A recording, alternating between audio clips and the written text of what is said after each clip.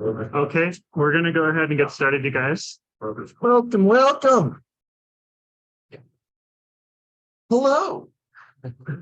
Welcome to Hacker Refactor.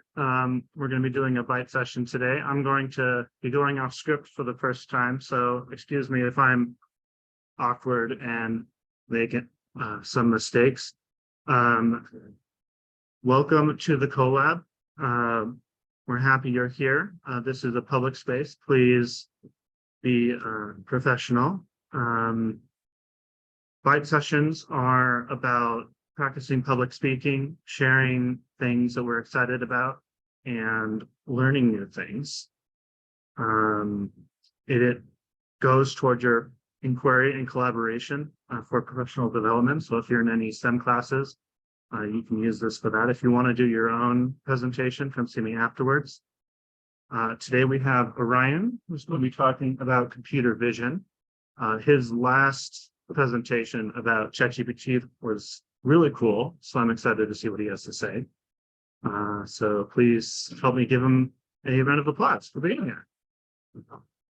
Hello. So I'll be talking a little bit about computer vision today. So this is, I think, a buzzword that a lot of people get really scared off by. It's kind of this crazy tech, and everybody thinks of Terminator and the end of the world. And I think I'm here to demystify it a little bit and show you that it's a lot more accessible than you might think. So I actually gave a very similar Byte session on this last year, and my goal then was to show you all kind of how accessible it can be. And at the time, it was not too bad. There's nice Python libraries out there.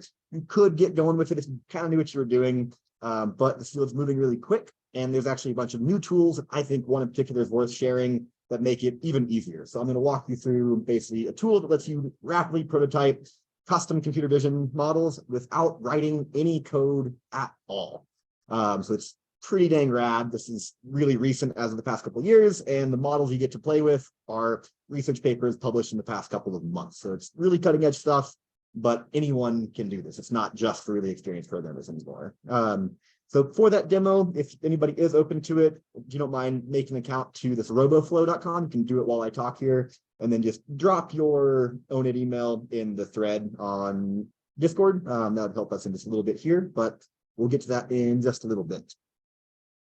So I'll start off on, I'm not going to go deep into the code or the math or anything crazy, but a really high level look at some of the theory to give you all an intuition on how this stuff works.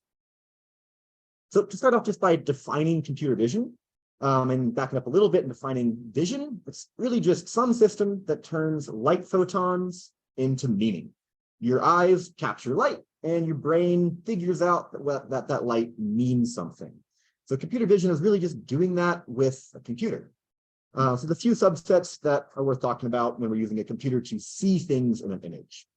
So there's some types that might be classification, like just looking at a thing and saying, what is this thing? You can do localization, saying, where is this thing in an image or in a scene? Detection might be, what items do you see? What can you detect? Segmentation is kind of a little bit more of a precise form of detection. Again, just some general categories. We're mainly going to be focusing on kind of object detection today. So let's talk about detection. If we look at this image, what objects can you detect? Shout them out. Perfect. So we might see a bowl, apple, couple of oranges, and let's think about how you did that.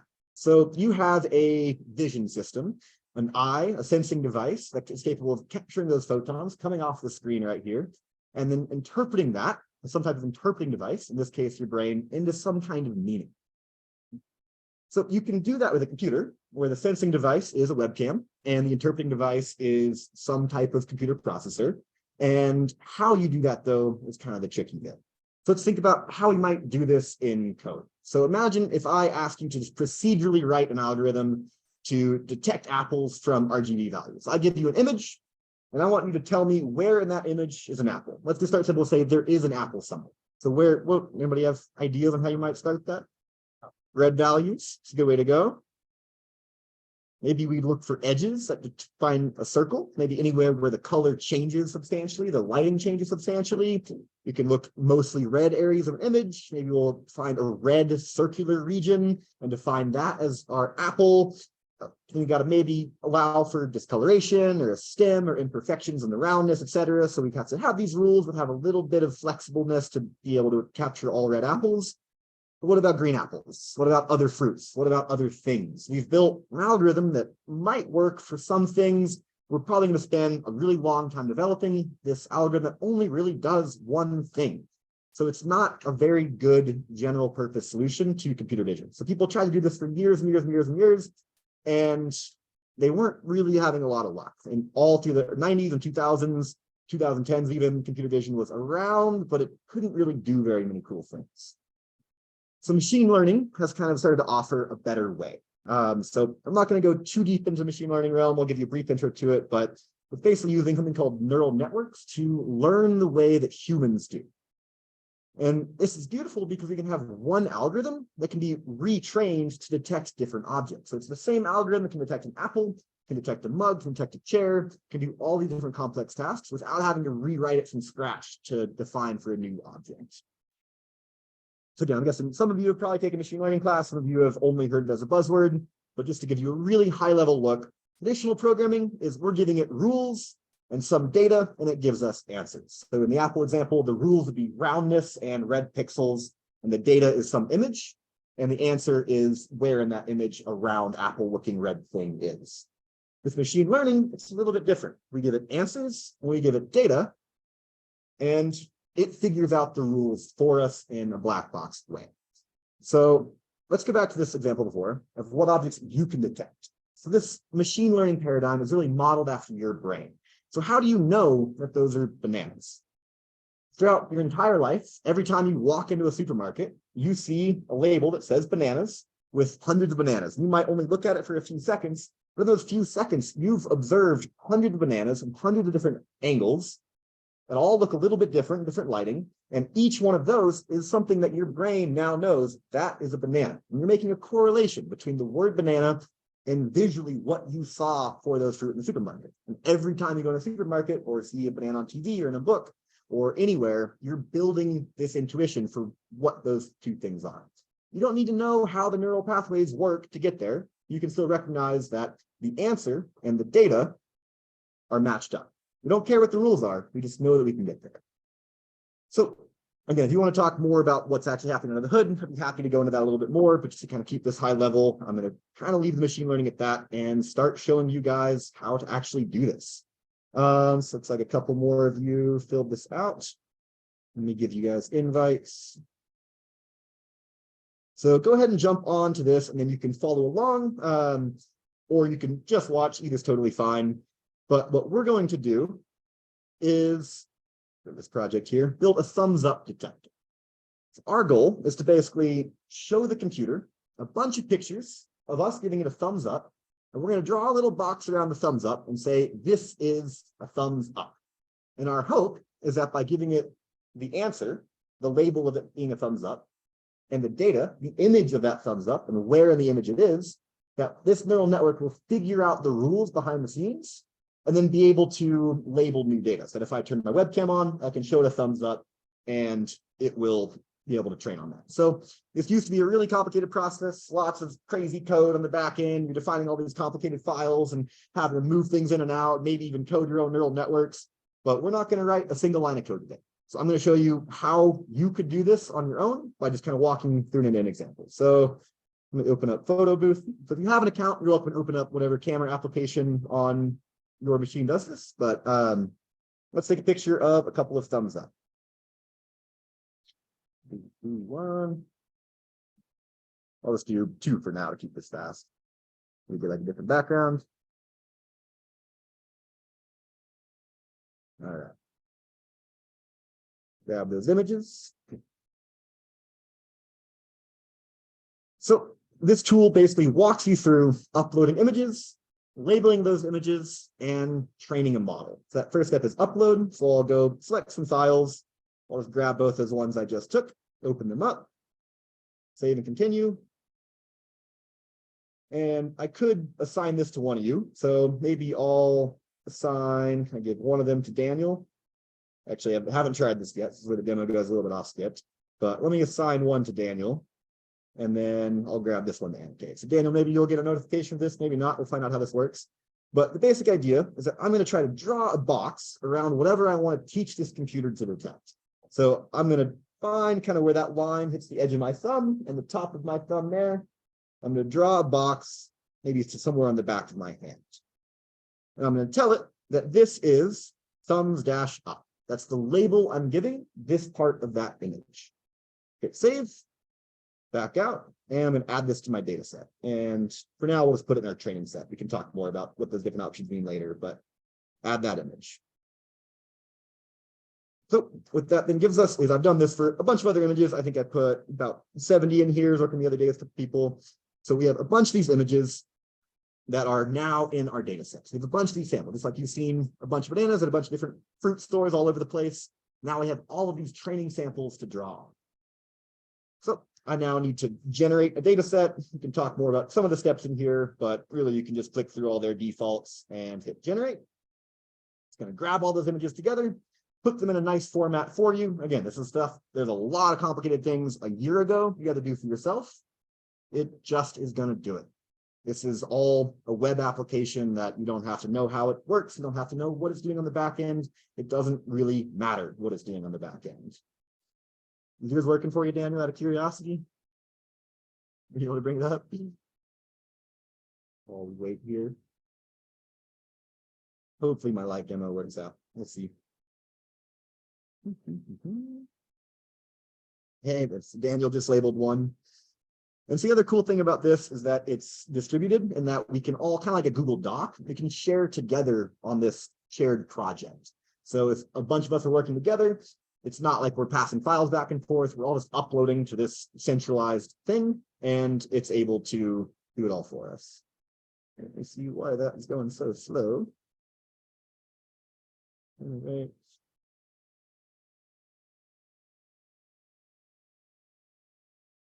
Maybe my demo is going to fall apart here.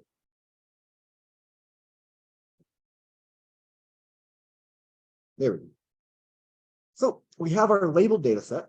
We have kind of our ground truth for the answers and the data. So now we can either, they give you two options here. If you don't know what you're doing, you don't know anything about it, you don't want to write any code, you can just hit start training. Fast is great, continue. Whatever their defaults are, probably great. I think this is going off of MS Coco. Yeah, this is going off of like super cutting edge technology. Start training, let it go.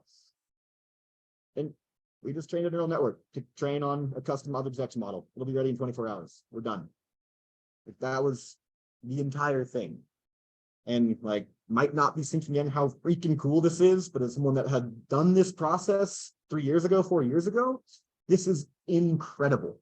And if your wheels are starting to turn of what you could use this for, that's kind of the right intent. If you have some startup idea of saying, hey, I need maybe, like one example is we need to detect people are wearing masks when they come into a building, and we don't want to let them in the building if they're not wearing a mask. Be like one random example. And you can't find a solution out there that can detect the person wearing masks. We're at the beginning of some crazy pandemic. We've never had to deal with this before.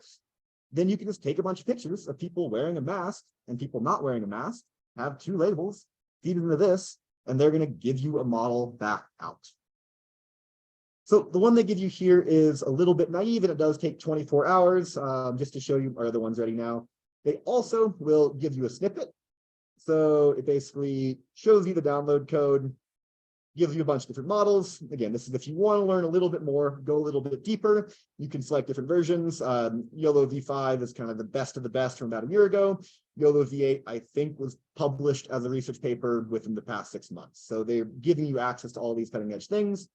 And hit continue. It's going to give you a download file. And you're like, well, what do I do with that? They give you a bunch of Jupyter notebooks for all these different models that you just copy and paste that little snippet in on the line they tell you, and you can train it running your own code on your own machine. So if you want to go a little bit deeper, you want to read through the code, they give you everything, and all you have to do is one copy and one paste. And you can read through their code, get a feel for it, start to modify things as you get comfortable. But again, you don't have to go there.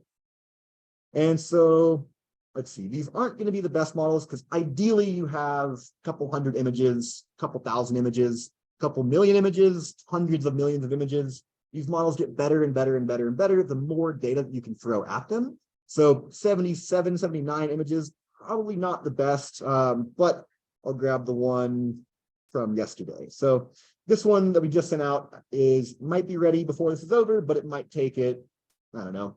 I think it's been taking a couple hours before they come back to be trained. So just to show you what it looks like after one comes back, they give you some nice results. If you know a bit about machine learning, mate precision recall might be something familiar to you. If not, don't worry about it. The main thing is try this model. So I could drag and drop an image, it will detect it. They also give you code samples, like let's say I'm building a JavaScript web application in React. They're going to give you a code snippet that tells you how to bring this custom model you just trained and plop it into a React application. Again, you don't need to know much about machine learning. They're just giving you the code that does all the machine learning for you. The one that I really like is, let me see where visualization was on it. Oh, it's going to make me wait until this one's done, isn't it? Can I go back to an old version? There we go. You can also just fire up your webcam. So we'll see how good this is doing. And there's my thumbs up. It's not the smartest. Sometimes it's missing it. It's only about like 70 to 90% sure it's a thumbs up, but it's able to detect it. And that's off of 80 images. So if we're going to make it better and better and better, then it's just going to get more and more and more accurate. I guess, any questions on this point so far? Yeah, I was curious. If they have tools for like giving insight when these went wrong, maybe it's for some reason that's capturing your base or their nose if it comes up. Yes. So machine learning is really, really powerful. One of the biggest trade-offs is that we are not writing the rules. You lose out on a lot of interpretability. You can't go back in and say like, well, line 15 had a bug in it and didn't do this, so it must be that problem and we can fix it in this way. It is this giant black box that we don't really know a lot about. So there's a lot of ongoing research about how you do figure out why it's doing weird things. One example I was having earlier is we get a thumbs down, it doesn't detect it. But I was able to trick it by just like adding a vertical finger there. We need to drop the detection threshold, see if we get anything interesting start happening. So you can start to like identify the cases where it does weird things. Maybe it'll work for me. Or there's an example. So it's capturing my fingers as something about those folded fingers means a thumbs up. It probably was trained on some samples like that, where it was able to see a thumbs up from that angle. And so it's identifying that those layered fingers are something descriptive about a thumbs up. Should be able to. Maybe not. There's one. There's two. Yeah, there we go. And so it's interesting to see what it gets wrong. Yeah.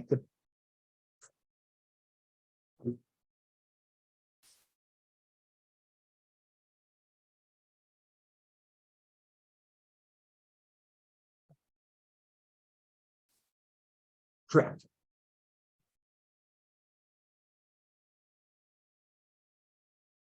Just on my 79 images. So there's a little bit more going on here called transfer learning.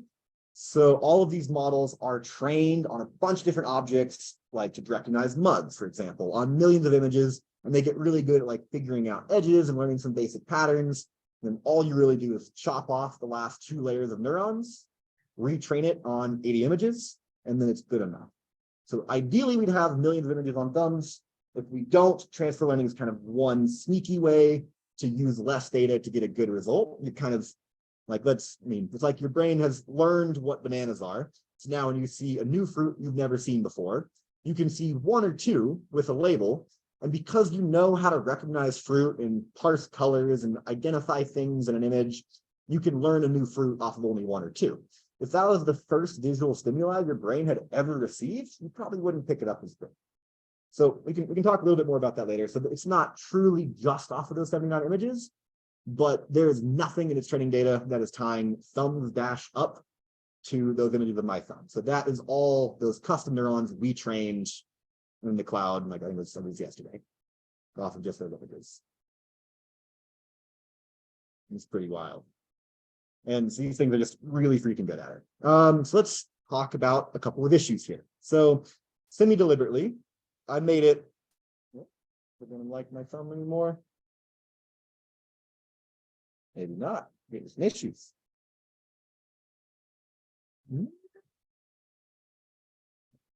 It's also very interesting how it's entirely non-deterministic and fails randomly. Not detecting anything though, in sec. It goes in framing journey down. Yep, exactly. There, something. So it's getting like 80 to 90% confidence. I don't know if you guys can see the confidence values, but you see it's missing the bounding box a little bit sometimes, figuring it's a little bit off there. But the left thumb doesn't do as well. So in my training data, I predominantly was giving it pictures of my right thumb. That is what most of the images I gave it are. This is kind of deliberate for my talking point. So it's showing that if you, hey, my training data is not doing so well on left thumbs. So I would go back in then and add in a bunch of pictures of left thumbs deliberately to make it better at that type of data. So I can recognize, again, back to kind of Leek's point of like, how do you figure out where it's going wrong?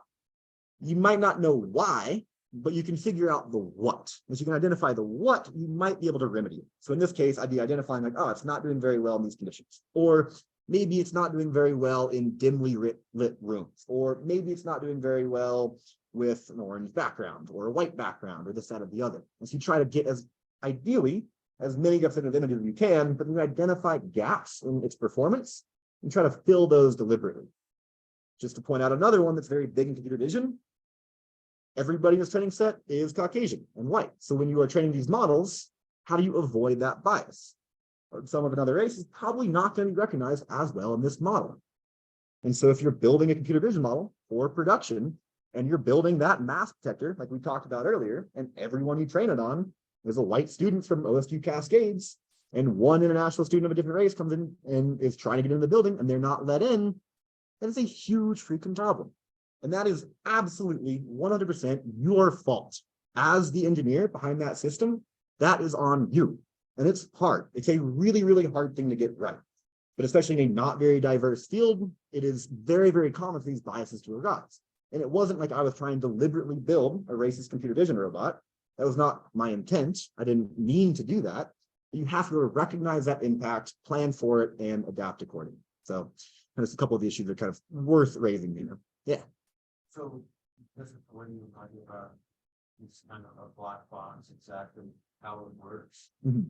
The goal is to fix that component, is to fix our inputs for the data we're giving you. It's what you have control over. Correct. So you don't have control over the rules. All it is doing is basically, a simple way to say this. Imagine ax squared plus bx plus c, right? You take some x values and you generate some y values. So in our case, our x values are a bunch of pixel values. Our y value is some label. And so we're saying these pixel values result in a 1, meaning yes, that's a thumbs up. These pixel values result in a 0. And so we have tons of samples of some x's and the y label for that data. What we're trying to do is build an equation, figure out the best coefficients to, when we give it new x's it's never seen before, it's going to do pretty well and probably give it the right label. So you're trying to put a line of best fit through this data. Be like the simplest way to put it. The catch is rather than A, B, and C being the 3 coefficients you're trying to optimize for your line, it's millions of pixel values and a super, super complex equation. So like I think a lot of these networks are going to have upwards of a couple million parameters. And so all it's doing for machine learning training is it takes a random guess, sees how well it does on all the data you've given it, and then tries to tweak the weights in an intelligent way to move towards a better approximation. Then it tries it again and says, did I do better or worse? If it did worse, maybe it moves a different direction. If it did better, it's like, all right, sweet, you should keep going this direction. It's trying to move those weights to a good place. So it's really hard to pick apart, like, this weight and this part of the network is causing this problem. Almost impossible to do. So all you have control over is input data. So getting representative input data, and sometimes even disproportionately representative to account for gaps you're noticing, is really, really important. So the bias issue that you brought up is something that, like, from my understanding, of like been like this constant problem, like since like the beginning of time, machine learning models, right? When like there's like this inherent bias in the training data that you give the algorithms that causes unintentional biases to like come up. This RoboFlow looks like, well, it seems like it's done a lot of work to like lower the barrier of entry to like training models. Has it done any, is there any like part of RoboFlow that can help people who are training these models like identify these potential biases in the algorithm? That's a good question. That would be a lovely complaint to raise. I think that this is a really good tool for making these tools more approachable, but no, there's nothing in my walkthrough tutorial that said, hey, are you sure this is ethical, everything you're doing? Like, not at all. There's no guardrails. Okay. I think like a lot of the language models kind of the same question of like, how much guardrails should you put and how much should you just get this technology out there and encourage experimentation? And it is a really fine balance, because trying to like prevent ChatGPT from saying anything remotely offensive is a really difficult problem. You're never going to be perfect. So at some point you got to just say good enough, but where do you draw that line for good enough? I think same thing with computer vision. I think one of the bigger issues is with experimentation. I think there's a good point. We should be teaching more about that, but it's when these things actually go into production and those biases exist, that's where we don't really have standards. There's no law for before a police force uses a face recognition algorithm. There's no law to check that algorithm for biases at all. So like there's several systems that were deployed at scale that were just web scraping faces and giving police forces the ability to give it an image and search for a name. And it was very, very consistently mislabeling African-American faces, much, much more so than white faces. And it was a huge problem. And there were numerous convictions that came out of this. It was over-trusted in court. There's no understanding for how good this tool was. It would be from a blurry security cam footage, and some AI would say 99.9% sure this name is that person. And the court would be like, that sounds pretty good. And they would arrest that person, convict them, and we found later it was false. Or even if it was not convicted, they dragged them through a legal process that was super unfair to them. So yeah, it's a massive gap in our legal system, and that I think needs to be addressed for the deployment of them. For experimental stuff like this, it's more of conversation with the educational community to make these concepts appear early. That's, I guess, kind of why I raised it with my personal hope. But yeah, there's no guardrails. Yeah.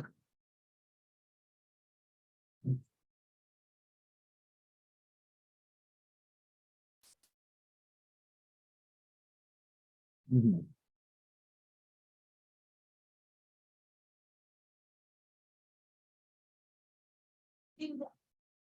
Mhm.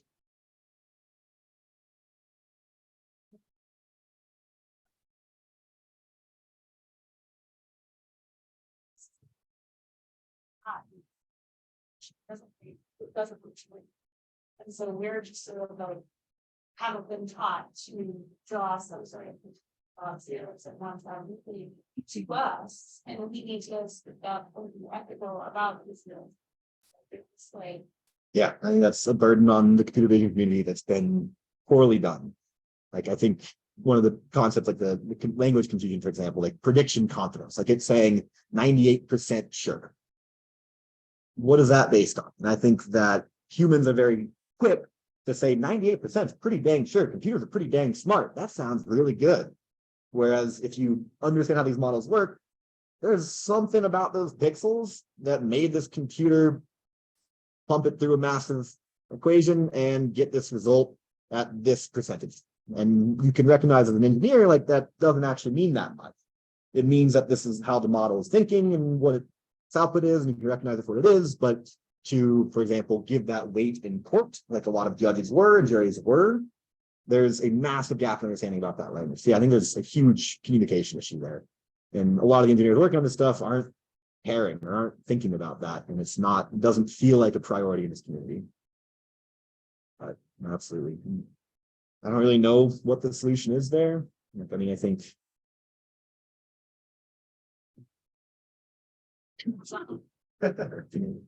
there's also a lot of fields springing up. So I guess to give some credit where it's due, there are lot of good recent papers coming out trying to critique these models. Adversarial AI is a really interesting field that's worth a Google of basically how do I use a neural network to break neural networks. So it's basically trying to find false data that gets flagged as true. So in our thumbs up detector, it'd be feeding in images of thumbs down, and can I blur the pixels in a certain way or do something where it's obviously not a thumbs up, but it's somehow tricking the machine into thinking it's a thumbs up. And by recognizing those cases, then you can then deliberately feed those in as saying like not only positive training data, but also give it negative training data saying, hey, this is a thumbs up, but this image definitely is not a thumbs up. And that can be, some neural networks can accommodate that, like a negative labeling, if you will, but some can't. So it depends. It's like a design decision for some of these networks allow you to have more fine-grained control to kind of push back on saying like, hey, make sure you don't screw this one up.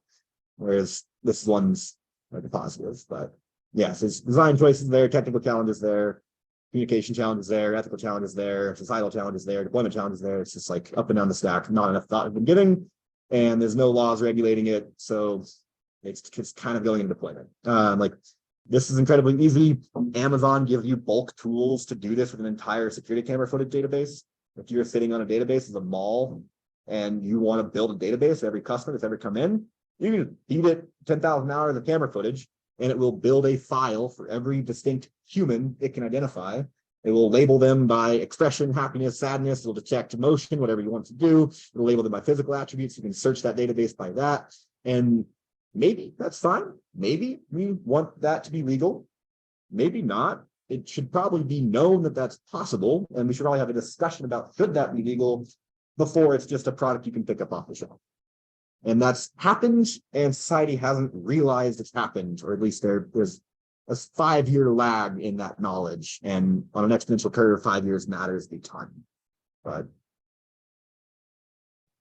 scary stuff with our deployments just done yet.